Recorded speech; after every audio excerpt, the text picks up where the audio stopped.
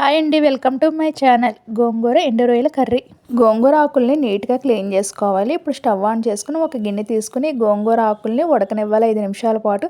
అది చల్లారాక మిక్సీ జార్లోకి 4 పచ్చిమిరపకాయలు, కొద్దిగా చింతపండు రసాన్ని తీసుకుని ఆ మిక్సీ జార్లోకి వేసి గ్రైండ్ చేసుకోవాలి.